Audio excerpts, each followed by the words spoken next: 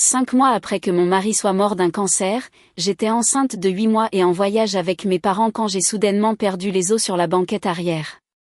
Mon père a hurlé, « Tu as sali ma voiture, espèce de bonne à rien !» Puis il s'est garé sur le bas-côté, m'a traîné hors de la voiture par le bras et m'a jeté violemment sur la route. J'ai crié de douleur alors que les contractions me frappaient, allongée sur le bitume. Maman a ajouté depuis la fenêtre, « Tu aurais dû te retenir comme je te l'avais dit. » Ma sœur, qui était avec eux, a dit, « Il y a des gens qui gâchent tout. » Ils sont partis, me laissant seule sur le bord de l'autoroute, en plein travail, sans téléphone et sans aide. Je saignais et je hurlais pour que quelqu'un s'arrête. Les voitures continuaient de passer. Mais alors que j'essayais de bouger, une voiture roulant à vive allure s'est dirigée vers moi. Ce qui s'est passé dans les secondes qui ont suivi a tout changé pour toujours. La chaleur qui se répandait sous moi sur la banquette arrière n'était pas quelque chose que je pouvais contrôler. La berline de mon père avait toujours été sa fierté, un véhicule de luxe qu'il cirait chaque dimanche sans faute. Les sièges en cuir étaient de couleur crème, immaculés, jusqu'à ce moment sur l'Interstate 94 où j'ai perdu les os à 32 semaines. Qu'est-ce que c'est que ça ? La voix de papa a percé le ronronnement silencieux du moteur. Ma mère s'est retournée depuis le siège passager, son visage se tordant en découvrant la scène. Ne me dis pas que tu viens de... Je crois que le bébé arrive, ai-je réussi à dire entre deux halètements. Les contractions avaient commencé 1 heure plus tôt, assez douces pour que je me persuade que c'était un faux travail. Maintenant, elles saisissaient mon abdomen avec une force qui me coupait le souffle. Papa a fait une embardée si violente sur l'accotement que le gravier a crépité contre le châssis. Tu as sali ma voiture. Espèce de bonne à rien. La portière s'est ouverte brusquement. Sa main s'est refermée sur le haut de mon bras avec une force qui m'a meurtri, me tirant à travers le siège. Mon ventre de femme enceinte a raclé contre le cadre de la porte alors qu'il me sortait. L'asphalte s'est précipité vers moi et j'ai atterri lourdement sur le côté. La douleur a explosé dans ma hanche et mon épaule. Une contraction a suivi immédiatement, me pliant en deux sur le bitume chaud. Tu aurais dû te retenir comme je te l'avais dit. La voix de maman venait de sa fenêtre baissée. Elle m'avait prévenu ce matin-là de ne pas boire autant d'eau, comme si l'hydratation de base était négociable pour quelqu'un enceinte de 8 mois. Ma sœur Nathalie s'est penchée en avant depuis la banquette arrière, ses ongles parfaitement manucurés tapotant contre le bord de la fenêtre. Il y a des gens qui gâchent tout. Le moteur a rugi. La poussière et les gaz d'échappement m'ont étouffé alors qu'il s'éloignait. La berline crème disparaissant dans le flot de la circulation. J'ai appuyé mes paumes contre l'accotement rugueux de l'autoroute, essayant de me relever. Le sang a traversé mon jean, sombre et terrifiant. Une autre contraction m'a déchiré, et j'ai hurlé. Les voitures passaient à toute vitesse, à 110 km/h. Les semi-remorques créaient des tunnels de vent qui secouaient mon corps prostré. J'ai agité frénétiquement les bras, mais personne ne s'est arrêté. Peut-être pensait-il que j'étais ivre. Peut-être qu'il s'en fichait, tout simplement. Le soleil de juillet tapait sans pitié et la sueur se mêlait aux larmes sur mon visage. Mon mari, Tyler, était parti depuis 5 mois. Un cancer du pancréas l'avait emporté en 3 semaines, du diagnostic à la mort. Il n'a jamais pu sentir notre fille donner des coups de pied. Nous avions choisi son prénom ensemble pendant ses derniers jours de lucidité aux soins palliatifs, Anna Grace, d'après sa grand-mère. Je m'étais accrochée à ce nom comme à une bouée de sauvetage à travers le deuil, à travers les commentaires méprisants de ma famille sur le fait d'élever un enfant seul, à travers l'épuisement du 3e trimestre. Maintenant, je risquais de ne même pas survivre assez longtemps pour la tenir dans mes bras. Un mouvement dans ma vision périphérique m'a fait tourner la tête. Une voiture avait dévié de la voie centrale, accélérant en se dirigeant vers l'accotement, vers moi. Le visage du conducteur était illuminé par la lumière de son téléphone. Il textait, complètement inconscient. Le véhicule fonçait sur moi à ce qui devait être 130 km/h. Je ne pouvais pas bouger. La contraction avait bloqué mon corps, mes muscles se raidissant. C'était comme ça que j'allais mourir. Heurté par un conducteur distrait sur le bord d'une autoroute. Mon bébé mourant avec moi. Le crissement des pneus a fendu le vacarme de la circulation. Un pick-up avait fait une embardée devant la voiture qui approchait, la forçant à retourner sur sa voie. Le camion s'est arrêté à quelques centimètres de l'endroit où j'étais allongé, et une femme a sauté dehors, composant déjà le 911 sur son téléphone. Je m'occupe de vous, ma chérie. Je m'occupe de vous. Ses mains étaient douces alors qu'elle berçait ma tête, me déplaçant légèrement loin du bord de la route.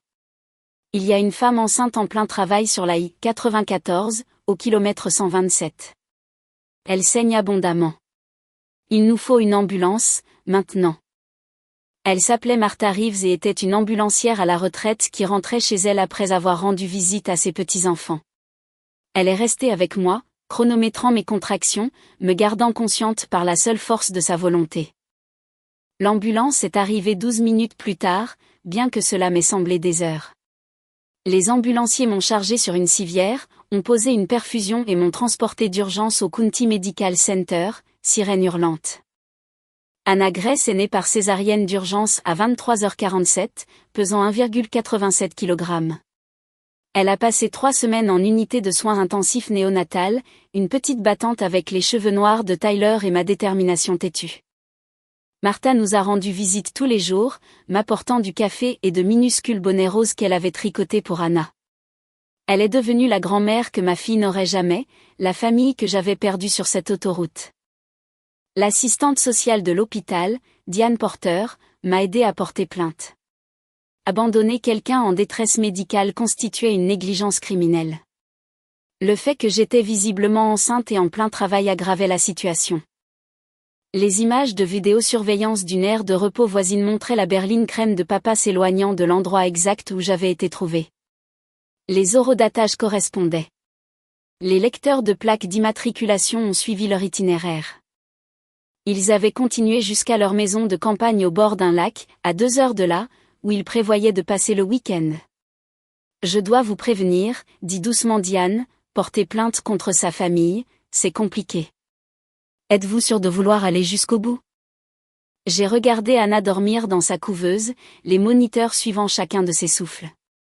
Absolument. La police les a arrêtés tous les 3. Papa pour agression et mise en danger d'autrui. Maman et Nathalie pour mise en danger d'autrui et abandon d'une personne en détresse. Les accusations étaient passibles de peine de prison. L'avocat de mon père, un requin hors de prix du centre-ville, a tenté de me dépeindre comme une hystérique en quête d'attention. Ils ont prétendu que j'avais exagéré la situation, qu'ils m'avaient simplement déposé près d'une sortie d'autoroute où je pouvais marcher pour trouver de l'aide. Le procureur a démoli cette version des faits avec les dossiers médicaux montrant la gravité de mes blessures et la naissance prématurée d'Anna. Le témoignage de Martha a été accablant. Elle a décrit m'avoir trouvée à peine consciente, saignant abondamment, avec une voiture fonçant sur moi. Les images de la caméra de bord du camion montraient l'accident évité de justesse, me montraient allongée, impuissante, sur l'accotement, tandis que le trafic passait à toute allure. Le procès a duré 2 semaines. J'ai témoigné pendant 6 heures, racontant chaque détail de cette journée. Les avocats de la défense ont essayé de me déstabiliser, suggérant que j'avais en quelque sorte provoqué cela en ne leur demandant pas de s'arrêter plus tôt, en buvant trop d'eau, en acceptant de faire ce voyage en premier lieu. Le procureur a objecté à plusieurs reprises. Le juge est devenu visiblement en colère. Madame Patterson, a dit l'avocate de la défense lors du contre-interrogatoire, n'est-il pas vrai que vous et votre père avez une relation conflictuelle depuis des années? Il n'a jamais aimé que j'épouse quelqu'un qu'il considérait comme inférieur à notre statut familial, ai-je répondu d'une voix ferme. Tyler était professeur dans une école publique. Papa pensait que j'aurais dû épouser un avocat ou un médecin, mais cela ne lui donne pas le droit de me jeter sur une autoroute alors que je suis en train d'accoucher. Le jury a délibéré pendant 4 heures. Coupable sur tous les chefs d'accusation. Papa a écopé de 18 mois de prison du comté. Maman de 12 mois, dont 6 avec sursis. Nathalie de 8 mois avec aménagement de peine pour travailler. Les mots du juge ont résonné dans la salle d'audience. Ce tribunal juge les actions des accusés inadmissibles, cruelles et un abandon complet de la décence humaine la plus élémentaire, sans parler de la responsabilité familiale. L'audience de détermination de la peine a eu lieu 3 semaines plus tard. J'ai amené Anna, maintenant âgée de 2 mois et en pleine forme. Elle était sortie de l'unité de néonatologie et prenait du poids régulièrement. Le procureur m'avait suggéré de l'amener pour montrer au tribunal qui, exactement, avait été mis en danger ce jour-là. Mon père ne nous a pas regardés. Il était assis à la table de la défense dans un costume cher, la mâchoire serrée, regardant droit devant lui. Maman tamponnait ses yeux avec un mouchoir, jouant le chagrin pour le juge. Nathalie a eu l'audace de me lancer un regard furieux, comme si je lui avais fait du tort en refusant de les laisser s'en tirer avec une tentative de meurtre. L'accusé souhaite-t-il s'adresser à la cour, a demandé la juge Patricia Brennan. L'avocat de papa s'est levé. Votre honneur, mon client souhaite exprimer son profond remords pour les événements de ce jour. Il était sous un stress énorme, et ses actions, bien que regrettables, n'étaient pas préméditées. C'est un pilier de la communauté. Un homme d'affaires prospère qui a employé des dizaines de personnes au fil des ans. L'incarcération ne servirait à rien d'autre qu'à punir un homme qui souffre déjà beaucoup des conséquences d'un moment d'égarement. L'expression de la juge Brennan aurait pu figer de la lave en fusion. Maître, votre client n'a pas eu un moment d'égarement. Il a agressé physiquement sa fille enceinte? L'a jetée sur une autoroute très fréquentée et est parti alors qu'elle était en plein travail. Ce n'était pas du stress. C'était de la cruauté. Votre client a-t-il quelque chose à dire pour sa défense? Papa s'est levé lentement. Je m'excuse pour mes actions. Je ne réfléchissais pas clairement. C'est tout. Aucune reconnaissance de ce qu'il avait réellement fait. Aucune reconnaissance du fait qu'Anna et moi avions failli mourir. Juste une non-excuse générale conçue pour minimiser sa culpabilité. Madame Patterson, souhaitez-vous faire une déclaration sur les conséquences du crime, a demandé le juge. J'en avais préparé une, j'avais passé des heures à l'écrire et à la réécrire. Mais debout là, avec Anna dans mes bras, sentant son petit cœur battre contre ma poitrine, les mots préparés me semblaient inadéquats. Je l'ai donné à Martha, qui m'avait accompagnée, et je me suis approchée du pupitre. 5 mois avant ce jour, j'ai vu mon mari mourir, ai-je commencé. Ma voix tremblait, mais j'ai continué. Tyler avait 31 ans. Nous étions mariés depuis 4 ans. Nous étions ravis de devenir parents. Quand les médecins ont suspecté un cancer, nous avons eu environ 6 semaines de tests et de déclin de sa santé avant le diagnostic officiel. Puis 3 semaines de ce diagnostic à sa mort. 3 semaines pour condenser toute une vie de projets, de rêves et d'espoir en visite à l'hôpital et en conversations brumeuses sous morphine. J'ai jeté un coup d'œil à mon père. Il regardait la table. Le jour de la mort de Tyler, mes parents ne sont pas venus à l'enterrement. Ils ont dit que c'était trop déprimant. Ma sœur a envoyé un texto, « Désolé pour ta perte », avec un emoji triste. C'est tout. 3 semaines plus tard, quand je leur ai dit que j'avais du mal, que j'étais terrifiée à l'idée d'élever un bébé seul, papa a dit que j'aurais dû y penser avant d'épouser un professeur sans assurance vie. Sauf que Tyler avait une assurance vie. Il s'en était assuré avant de mourir parce qu'il se souciait réellement de notre enfant. Le tamponnage de maman s'est intensifié. Des larmes de comédie. J'ai accepté de faire ce voyage parce que j'avais désespérément besoin du soutien de ma famille. Je pensais que peut-être, malgré tout, il serait là quand j'en aurais le plus besoin. Au lieu de ça, quand j'ai perdu les os, quelque chose que je ne pouvais pas contrôler. Quelque chose qui arrive aux femmes enceintes, mon père m'a traité de bonne à rien. Il m'a sorti de sa précieuse voiture et m'a jeté sur l'autoroute comme si j'étais un déchet. Ma voix s'est élevée malgré mes efforts pour rester calme. Je saignais. Je hurlais. Les voitures passaient à quelques centimètres de ma tête. J'ai vraiment cru que j'allais mourir sur cette route et que mon bébé allait mourir avec moi. La seule raison pour laquelle nous sommes toutes les deux en vie. C'est parce qu'une parfaite inconnue a eu plus de compassion que ma propre famille. Anna a fait un petit bruit dans les bras de Martha. Je l'ai regardée, puisant de la force dans son existence. Ma fille ne connaîtra jamais son père. C'est une tragédie, mais ce n'est pas quelque chose que je peux changer. Ce que je peux changer, c'est l'entourage dans lequel elle grandira. Elle ne connaîtra jamais des gens qui pensent qu'il est acceptable d'abandonner quelqu'un au moment où il est le plus vulnérable. Elle n'apprendra jamais que l'amour est conditionnel à la convenance. Elle saura mieux parce que je lui apprendrai mieux. Je me suis retournée vers le juge. Votre honneur, je ne veux pas de pitié pour eux. Je veux qu'ils rendent des comptes. Je veux qu'ils comprennent que les actions ont des conséquences, surtout les actions qui mettent des vies en danger. Le juge a hoché lentement la tête. Merci, Madame Patterson. Le tribunal en a assez entendu. Elle les a condamnés selon les peines maximales prévues pour leurs crimes. Papa a littéralement halté quand elle a prononcé 18 mois. Il s'attendait à une amende, peut-être à une probation. Les hommes riches s'y attendent toujours. Sortir de cette salle d'audience, c'était comme me délester d'un poids que je portais depuis le diagnostic de Tyler. Martha a passé son bras sous le mien et nous avons ramené Anna à la maison, dans le petit appartement que je louais. Ce n'était pas grand-chose, un T2 dans un vieil immeuble, mais c'était à nous et c'était sûr. Mais l'affaire pénale n'était que le début. La semaine après la condamnation, j'ai reçu un appel de l'associé de mon père, Craig Andry. Il avait bâti la société de promotion immobilière avec mon père 20 ans auparavant, et il avait toujours été gentil avec moi quand j'étais enfant. Il a demandé à me voir pour un café.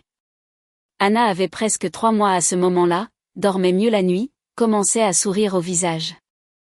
Le petit appartement semblait encore plus petit à mesure qu'elle grandissait, son équipement de bébé envahissant chaque surface. Mais c'était à nous, et c'était sûr. Nous nous sommes rencontrés dans un café du centre-ville. Craig avait l'air épuisé, des cernes sombres sous les yeux. Il faut que tu comprennes quelque chose, dit-il, remuant le sucre dans son café avec une précision mécanique. Je n'avais aucune idée de quel genre d'homme était vraiment ton père. Quand j'ai entendu ce qui s'est passé, ce qu'il t'a fait, il secoua la tête. J'ai 3 filles. L'idée que quelqu'un les traite de cette façon me rend physiquement malade. Pourquoi me dites-vous ça, ai-je demandé prudemment. Parce que je dissous le partenariat. Je ne peux plus travailler avec lui. Mais aussi parce que je veux que tu saches que lorsque le procès civil aura lieu, et je sais qu'il arrive, je témoignerai sur les finances de l'entreprise. Il a caché de l'argent, le faisant transiter par des sociétés écrans pour éviter les impôts. J'ai les documents. Je me suis tue parce que ça me profitait aussi. Mais j'en ai fini d'être complice de sa corruption. Il a glissé un dossier sur la table. Voici tout. Les relevés bancaires, les registres de transfert, les emails discutant des comptes offshore. Utilise-le comme tu en as besoin. J'ai ouvert le dossier, parcourant les documents. Des centaines de milliers de dollars circulant à travers des sociétés fictives. Des biens détenus sous de faux noms. Un schéma de fraude financière s'étalant sur des années. Pourquoi faites-vous ça, ai-je demandé. Craig a croisé mon regard. Parce qu'il mérite de tout perdre. Et parce que toi et ton bébé méritez la justice. Ce dossier est devenu la base du procès civil.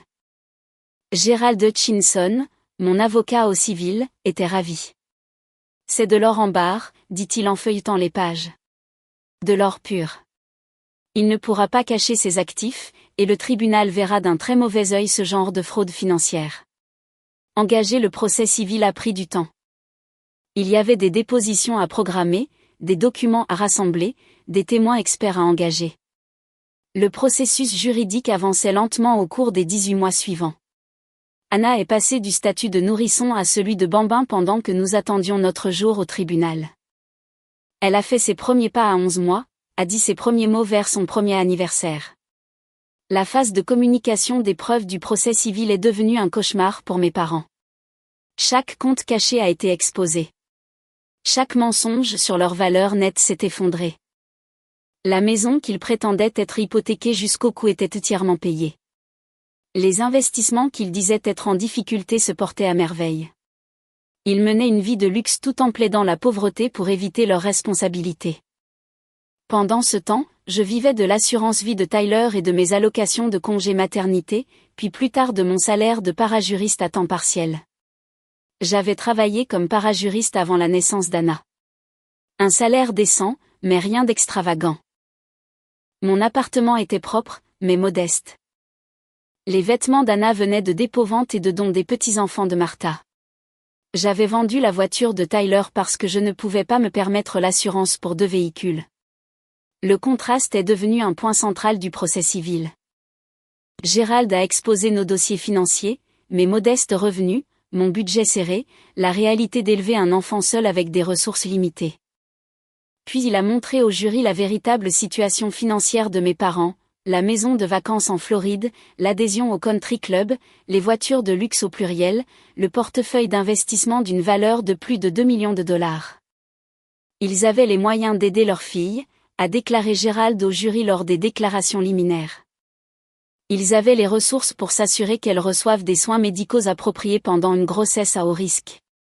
Au lieu de cela, ils ont choisi de donner la priorité à leur confort et à leur bien plutôt qu'à sa vie et à celle de leur petite fille.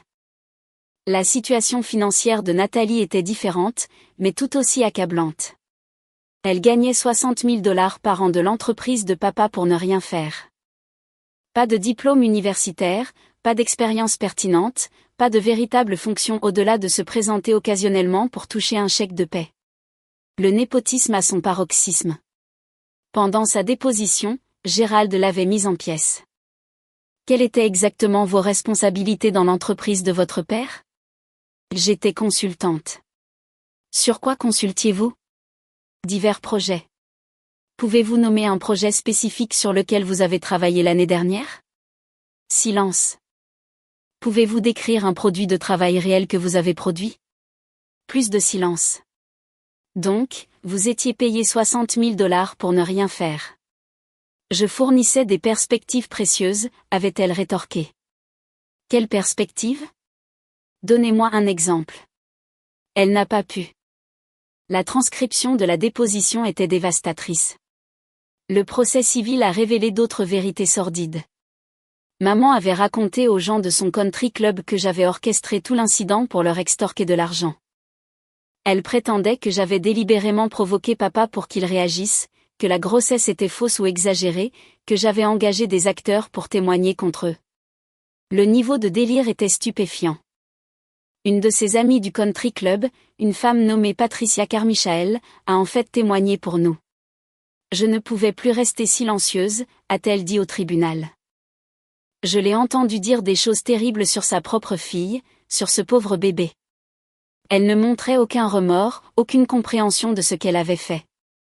Elle était plus préoccupée par le maintien de sa réputation que par le fait que sa petite fille avait failli mourir. Les témoignages n'ont cessé de s'accumuler. Témoin après témoin décrivant le comportement de mes parents, leur manque d'empathie, leur obsession de maintenir les apparences. Les anciens collègues de Tyler de l'école où il enseignait se sont également manifestés, décrivant comment mes parents l'avaient snobé. Comment papa avait une fois dit à Tyler lors d'un dîner de famille que les enseignants n'étaient que des babysités glorifiées qui ne pouvaient pas réussir dans le monde réel. Tyler avait juste souri. Le chef de son département a témoigné. Il n'a pas mordu à l'hameçon. Il a dit à votre père que façonner les jeunes esprits était le travail le plus important que l'on puisse faire. Votre père s'est moqué de lui, l'a traité de naïf. Assister à ces témoignages, c'était comme exhumer une fosse commune de cruauté que j'avais en quelque sorte normalisée au fil des ans. J'avais passé toute ma vie à leur trouver des excuses, à me dire qu'ils avaient de bonnes intentions, que leur dureté n'était que leur façon d'être. Le procès m'a forcé à voir la vérité. Ils avaient toujours été comme ça. La mort de Tyler et ma grossesse n'avaient fait que révéler ce qui avait toujours existé sous la surface. Le procès civil a duré 3 semaines. Au moment des plaidoiries finales, Anna avait presque 2 ans. J'avais vécu dans l'incertitude, attendant cette résolution, incapable de prendre des décisions importantes dans ma vie jusqu'à ce que l'affaire soit réglée. Le jury a délibéré pendant 2 jours. La police d'assurance vie de Tyler avait versé 250 000 $. J'avais été prudente avec cet argent, investissant la majeure partie pour l'avenir d'Anna. Maintenant, j'en utilisais une partie pour engager un avocat au civil. Nous les avons poursuivis tous les 3 pour les frais médicaux, la détresse émotionnelle et des dommages-intérêts punitifs. Les factures médicales de l'accouchement d'urgence, du séjour d'Anna en néonatologie et de ma propre convalescence dépassaient 100 000 $. L'assurance de mon employeur en avait couvert la majeure partie, mais j'avais des frais importants à ma charge. Plus important encore, je voulais qu'ils ressentent les conséquences là où ça ferait le plus mal, leur portefeuille. Mon père avait bâti sa fortune dans l'immobilier commercial. Il possédait plusieurs immeubles locatifs et une société de promotion. Maman venait d'une vieille famille riche avec un fonds en fiducie qui lui assurait un revenu confortable. Nathalie travaillait dans l'entreprise de papa comme consultante, ce qui signifiait surtout qu'elle se présentait quelques heures par semaine et touchait un salaire de 60 000 $. Le procès civil a été plus court, mais non moins brutal. Mon avocat, Gerald Hutchinson, était un bulldog qui avait fait sa carrière en démantelant des personnes puissantes qui se croyaient intouchables. Il a assigné à comparaître leurs dossiers financiers, leurs SMS, tout. Ce qui en est ressorti a brossé un tableau sordide d'une famille qui m'en voulait depuis des années. Des SMS entre maman et Nathalie le jour de la mort de Tyler, au moins, elle sera le problème de quelqu'un d'autre maintenant. Peut-être qu'elle déménagera. De Nathalie à ses amis, ma sœur est tellement dramatique avec toute cette histoire de veuvage. Genre, les gens meurent. Faut s'en remettre. De papa à son associé, 40 000 $ pour un enterrement. Cet instituteur avait intérêt à avoir une bonne assurance vie parce que je ne paie pas pour ses funérailles. Le jury a tout entendu. Ils ont revu les images de la caméra de bord. Ils ont entendu Martha décrire mes cris, le sang, la terreur. Ils ont entendu le néonatologiste expliquer comment la naissance prématurée d'Anna l'avait exposée à des risques de retard de développement, comment elle aurait besoin d'un suivi pendant des années. Le verdict est tombé, 3 millions de $ de dommages et intérêts, répartis entre les 3 accusés selon leur culpabilité. Papa devait la plus grande part, suivi de maman, puis de Nathalie. Au moment où le verdict a été lu, le visage de papa est devenu cendré. 3 millions de $. Même avec tous ses actifs cachés maintenant exposés, ce chiffre le détruirait. Maman a chancelé sur son siège, s'agrippant à la table pour se soutenir. Nathalie a juste regardé, incrédule. C'est ridicule, la voix de papa a résonné dans la salle d'audience. Vous nous mettez en faillite pour un accident. Le marteau de la juge Brennan a claqué comme le tonnerre. Monsieur Patterson, vous allez vous contrôler ou je vous placerai en état d'outrage au tribunal. Ce tribunal a parlé. Les conséquences ont été spectaculaires, de la pire des manières pour eux. Les avocats de papa ont fait appel après appel, chacun rejeté. Les frais de justice seuls lui ont coûté 100 000 $ de plus. Lorsqu'il a tenté de se déclarer en faillite pour éviter de payer, le juge a statué que les dommages-intérêts résultant de délits intentionnels ne pouvaient être effacés. Il devrait payer d'une manière ou d'une autre. Son associé, Craig, a tenu sa promesse. Il a dissous le partenariat et a créé sa propre entreprise, emmenant la plupart de leurs clients avec lui.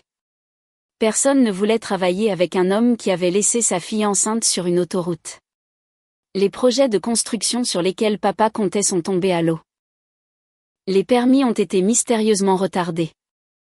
L'industrie avait la mémoire longue, et sa réputation était toxique. J'ai suivi tout cela de loin, à travers les mémoires juridiques et les articles de presse. Le journal local a largement couvert l'histoire. Un promoteur local condamné à payer des millions après avoir abandonné sa fille en plein travail, titrait un article.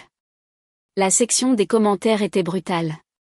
Des gens que je n'avais jamais rencontrés ont partagé leur dégoût, leur fureur face à ce qu'il avait fait. Le cercle social de maman a implosé de manière encore plus dramatique. Le country club lui a demandé de démissionner après que plusieurs autres membres aient menacé de partir si elle restait. La société historique dont elle était présidente depuis 12 ans a organisé un vote d'urgence et l'a destituée. Chaque conseil d'administration caritatif, chaque organisation sociale, chaque lien soigneusement cultivé, tout a disparu. Elle a d'abord essayé de se battre, engageant un consultant en relations publiques pour réhabiliter son image. Ils lui ont suggéré de faire une interview exprimant des remords, peut-être de faire du bénévolat dans un refuge pour femmes ou un hôpital. Elle a refusé. « Je ne vais pas ramper », a-t-elle dit au consultant, qui a rapidement démissionné. Sans la capacité de ramper, sans aucune volonté de reconnaître ses torts, elle n'avait nulle part où aller. Les vieilles familles riches pardonnaient peut-être beaucoup de choses, mais un scandale public combiné à un manque total de contrition, c'était impardonnable. J'ai entendu par des connaissances qu'elle avait fait une crise de nerfs à l'épicerie 3 mois après le verdict. Quelqu'un l'avait reconnue et avait fait un commentaire. Elle leur avait crié dessus, causant une telle scène que la sécurité avait dû l'escorter dehors.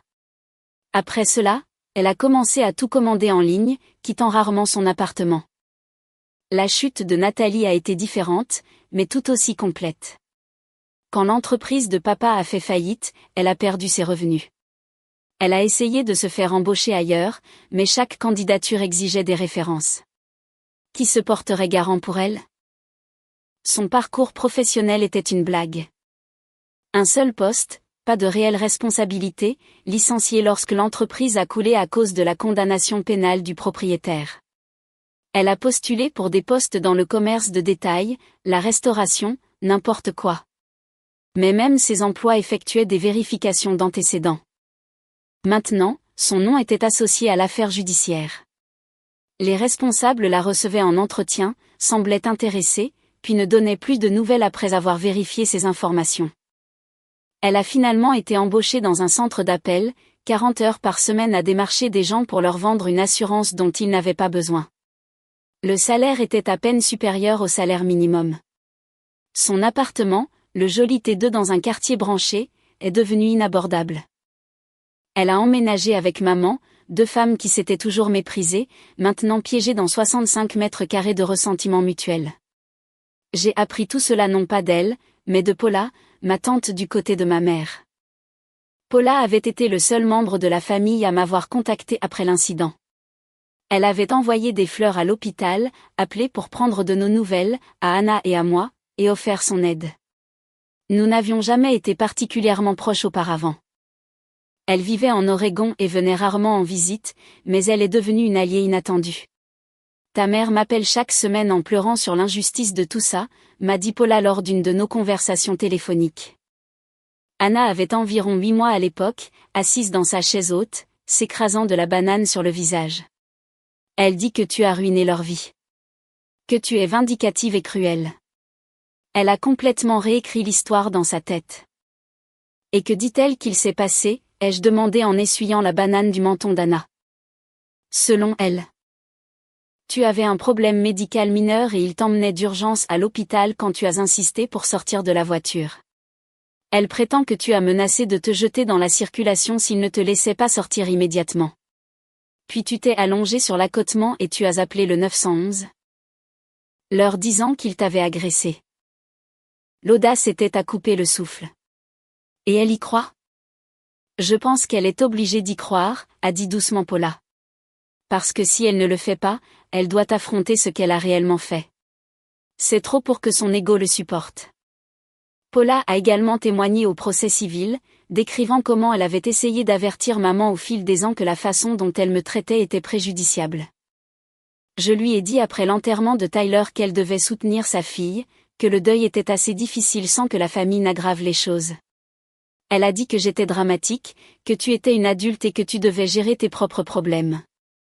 Après le verdict, Paula a commencé à venir plus régulièrement. Elle prenait l'avion pour de longs week-ends, séjournant dans un hôtel près de mon appartement. Elle gardait Anna pendant que je faisais des courses ou que je dormais, tout simplement. Le sommeil ininterrompu était encore un luxe. Elle apportait des cadeaux pratiques, des couches, de la nourriture pour bébé, des cartes cadeaux pour les courses. Elle n'a jamais attendu de gratitude ou de remboursement. Elle venait juste et aidait. J'essaie de compenser pour ta mère, m'a-t-elle dit un jour, faisant sauter Anna sur son genou. Je savais qu'elle était difficile, mais je ne réalisais pas à quel point c'était devenu grave. J'aurais dû intervenir plus tôt. Tu n'aurais pas pu les changer, ai-je dit. Personne n'aurait pu. Le verdict du procès civil est tombé quand Anna avait presque 2 ans, à peu près au moment où elle commençait à former de courtes phrases et à développer sa forte personnalité indépendante. Quelques semaines après la finalisation du jugement, j'ai commencé sérieusement à chercher une maison. L'argent de l'indemnisation signifiait que je pouvais enfin donner à Anna le foyer stable qu'elle méritait. Papa a utilisé ses actifs pour couvrir sa part, mais cela a signifié liquider des propriétés d'investissement à perte. Sa société de promotion a pris un coup lorsque la nouvelle du procès s'est répandue. Les clients ne voulaient pas travailler avec quelqu'un qui avait laissé sa fille enceinte sur une autoroute. En un an, il avait vendu l'entreprise pour une fraction de sa valeur et s'était déclaré en faillite. Le fonds en fiducie de maman était partiellement protégé, mais les fiduciaires ont été horrifiés par la publicité. Les vieilles familles riches se souciaient profondément de la réputation. Son allocation a été réduite, et plusieurs œuvres de charité dans lesquelles elle était impliquée lui ont demandé de démissionner de leur conseil d'administration. Elle avait bâti son identité sur le fait d'être une philanthrope et une femme de la haute société. Maintenant, elle était persona non grata dans ses cercles. Nathalie n'avait rien. Pas d'économie, pas d'actifs au-delà d'une voiture en leasing et d'un appartement qu'elle ne pouvait plus se permettre. Ses revenus ont disparu lorsque l'entreprise de papa a fait faillite. Elle a travaillé dans le commerce de détail pendant un certain temps, puis a déménagé à l'autre bout de l'État pour vivre avec maman dans un modeste appartement, la seule propriété que maman n'avait pas été forcée de vendre. J'ai utilisé l'argent de l'indemnisation pour acheter une maison, une vraie maison, pas une location, avec un jardin clôturé et une chambre pour Anna décorée dans des tons doux de jaune et de blanc. Martha m'a aidé à la peindre. J'ai engagé son fils, qui dirigeait une entreprise de paysagisme, pour planter un jardin. Chaque printemps, nous cultivions des tomates et des tournesols, et Anna courait à travers les rows en riant. Le processus de recherche de maison avait été écrasant au début. Je n'avais jamais acheté de propriété auparavant.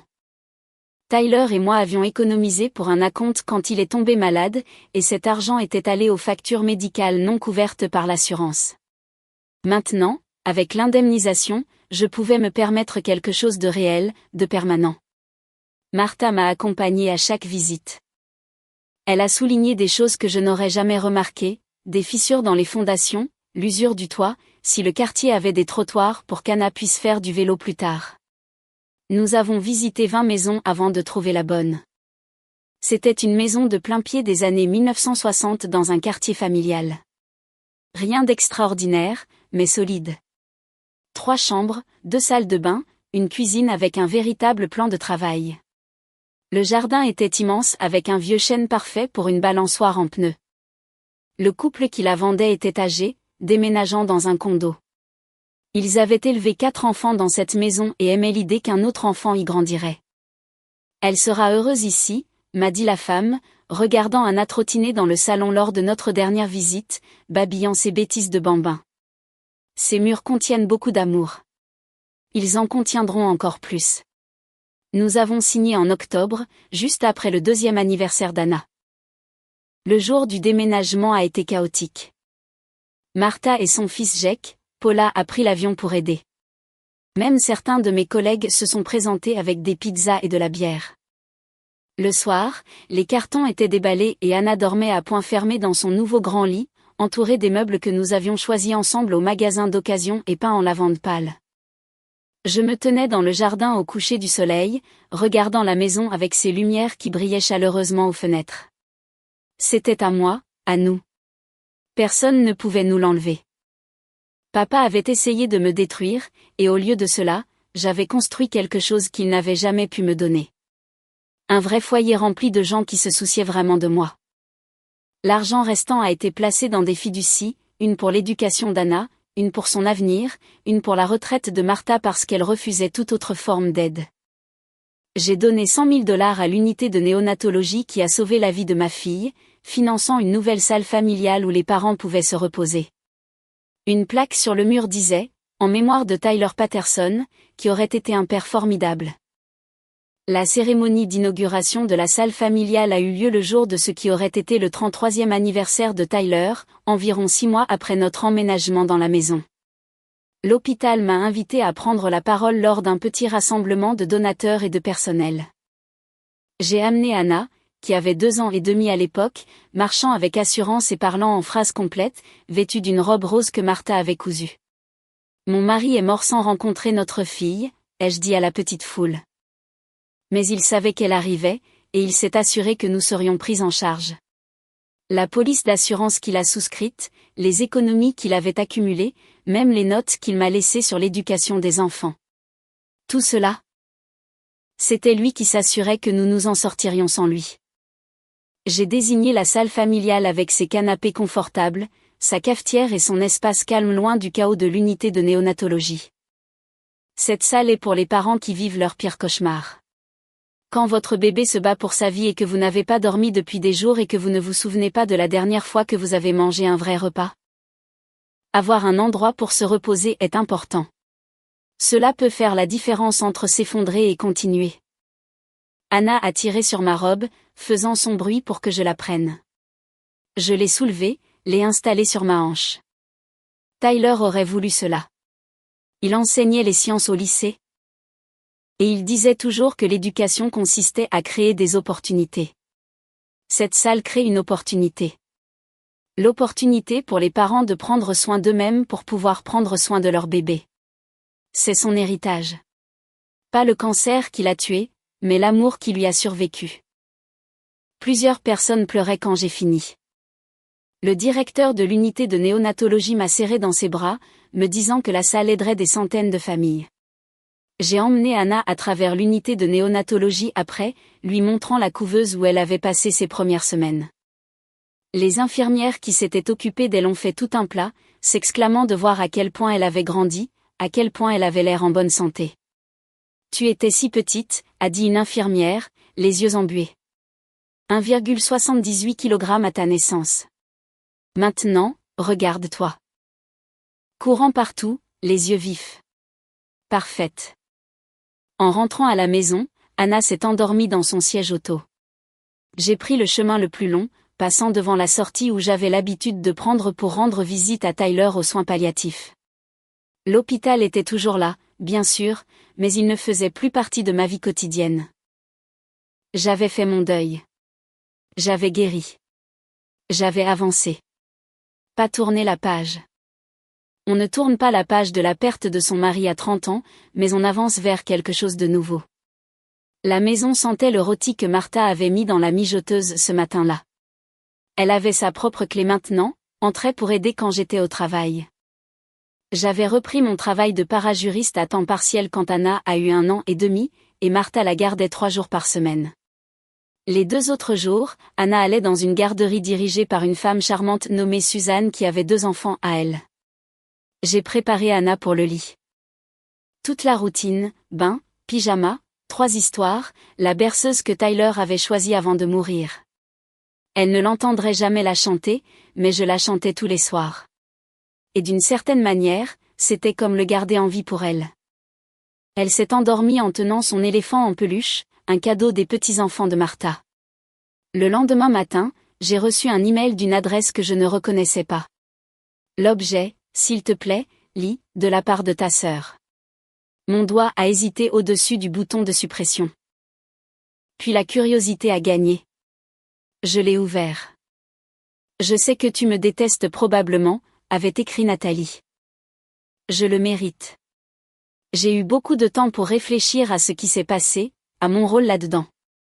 Travailler au centre d'appel, vivre avec maman, être fauchée, ça m'a fait voir les choses différemment. J'étais tellement obsédée par le fait de prouver que j'étais la préférée de papa. De rivaliser avec toi, que j'ai cessé de te voir comme une personne. Je suis désolée. Je sais que ça ne répare rien, mais je suis désolée. L'email continuait sur 3 paragraphes, détaillant ses séances de thérapie. Sa prise de conscience que notre famille était toxique, sa compréhension qu'elle avait permis leurs abus. Il se terminait par « Je ne demande pas le pardon. Je voulais juste que tu saches que j'ai enfin compris. Tu as eu raison de faire ce que tu as fait. J'espère que toi et Anna êtes heureuses. » Je l'ai lu 2 fois. J'ai cherché la manipulation, les agendas cachés. Mais il semblait authentique, juste triste et défait. J'ai sauvegardé l'email dans un dossier et je n'ai pas répondu. Peut-être qu'un jour je le ferai, peut-être pas. L'un ou l'autre me convenait. Environ 1 an plus tard, quand Anna avait environ 3 ans et demi, papa m'a contacté par un intermédiaire. Il voulait voir sa petite fille, s'excuser, faire amende honorable. La lettre était manuscrite, pleine de phrases comme « je n'étais pas moi-même » et « le stress de la situation ». Il a blâmé sa colère sur l'inquiétude pour mon état, suggérant qu'il avait paniqué plutôt qu'agi avec cruauté. Je l'ai lu 1 fois, puis je l'ai brûlé dans la cheminée pendant qu'Anna faisait la sieste. 3 ans plus tard, maman a envoyé une carte d'anniversaire pour Anna. À l'intérieur, il y avait d'un court mot, je pense souvent à vous deux. J'espère que tu pourras trouver dans ton cœur de me pardonner. Elle avait inclus un chèque de $50, comme si cela signifiait quelque chose. Je l'ai donné à un refuge pour femmes et n'ai jamais répondu. Nathalie a essayé les réseaux sociaux, créant de faux comptes pour envoyer des messages. Elle prétendait qu'elle avait été jeune et stupide, qu'elle n'avait fait que suivre l'exemple de leurs parents, qu'elle méritait une seconde chance. J'ai bloqué chaque compte dès qu'il apparaissait. Ma fille n'avait pas besoin dans sa vie de gens qui m'avaient un jour traité de bonne à rien, qui étaient partis alors que je gisais, saignant, sur l'asphalte brûlant. Martha est devenue la grand-mère d'Anna de toutes les manières qui comptaient. Elle a appris à Anna à faire des biscuits, à tricoter, à jardiner. Elle est venue à chaque spectacle de maternelle et à chaque sortie au parc. Quand Anna a commencé la maternelle, Martha était là pour le premier jour, appareil photo à la main, les yeux embués de fierté. « Penses-tu que j'ai tort ?» lui ai-je demandé un jour, après des années d'amitié, de les avoir complètement exclus. Martha a posé sa tasse de café et m'a regardé avec ses yeux gris et stables qui avaient tant vu.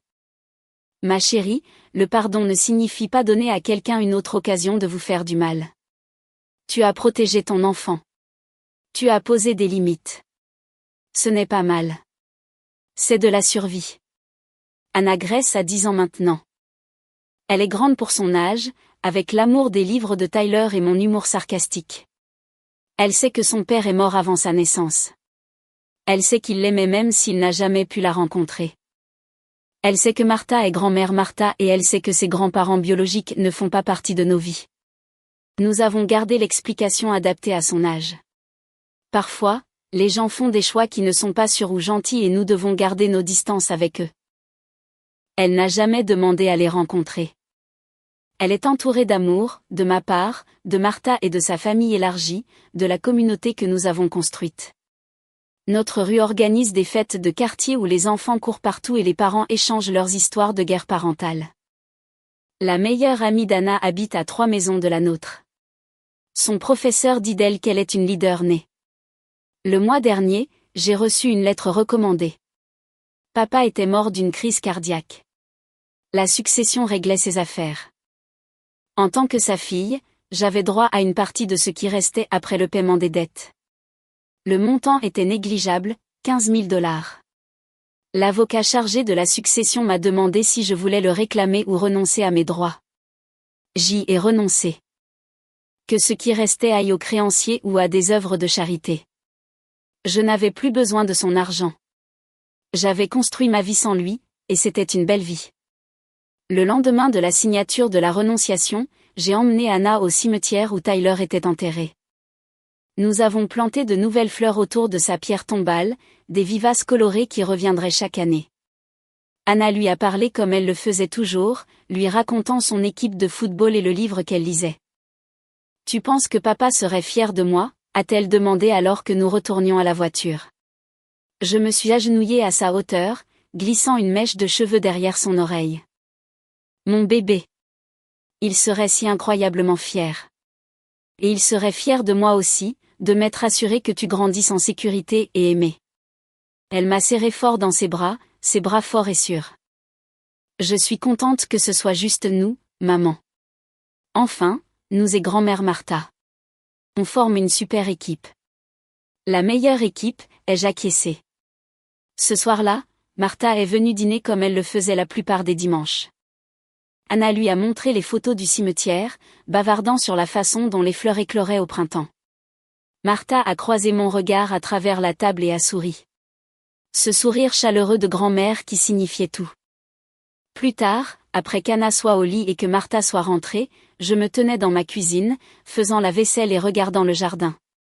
La balançoire que Tyler et moi avions choisie avant son diagnostic se découpait en silhouette contre le ciel qui s'assombrissait. Des lumières solaires bordaient le chemin du jardin. À l'intérieur de cette maison, ma fille dormait en sécurité, rêvant de ce dont rêvent les enfants de 10 ans.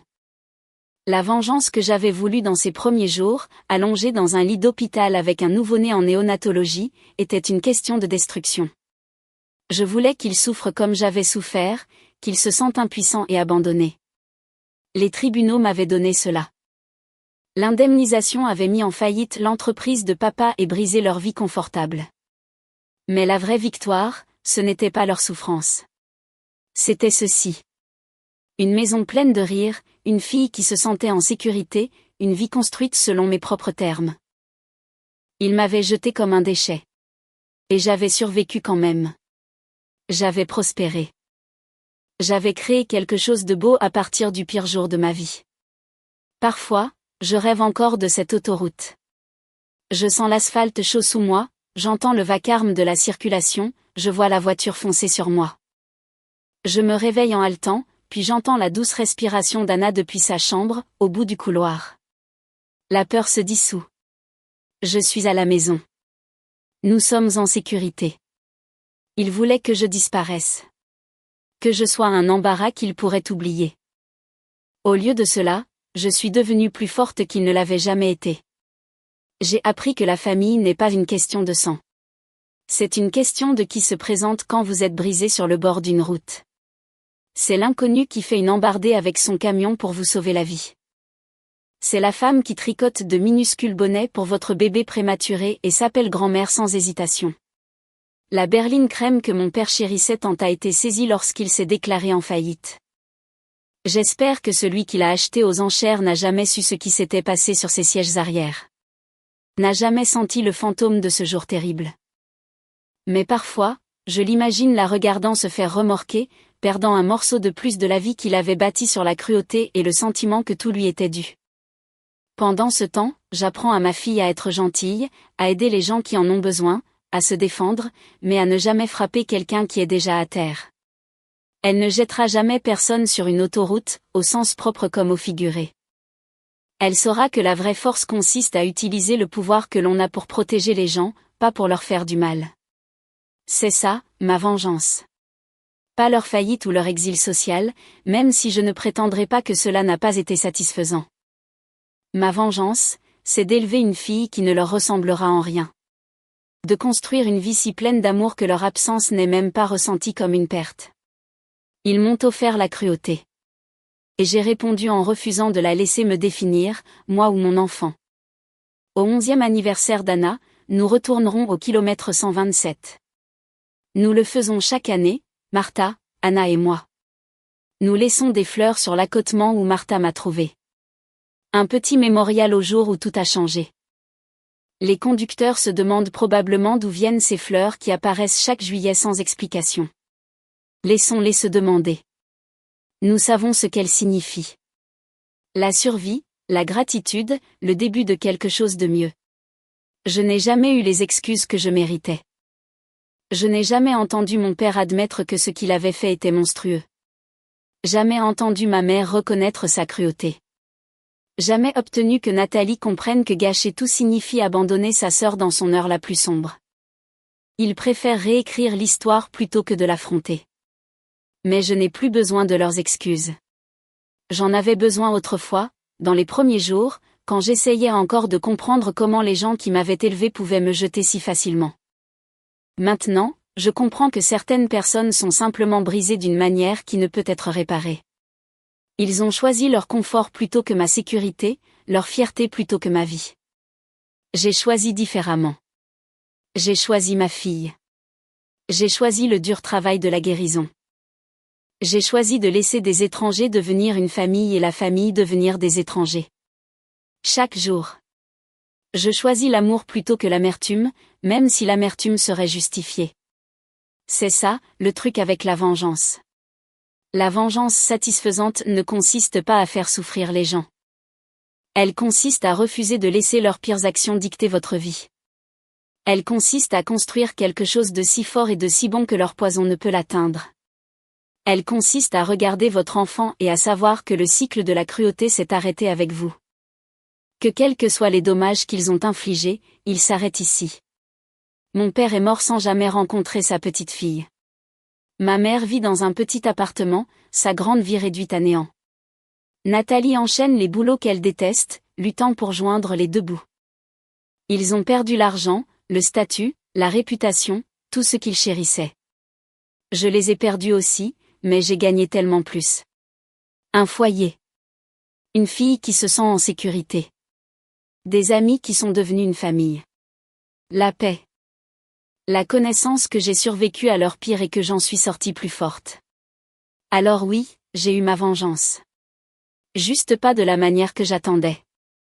Et chaque matin, quand Anna grimpe dans mon lit pour des câlins matinaux, quand Martha envoie un texto pour demander ce dont nous avons besoin à l'épicerie, quand je me promène dans mon jardin à la lumière du soir, c'est là que je la ressens. La profonde satisfaction d'une vie bien vécue malgré tout. Le triomphe silencieux d'être simplement heureuse.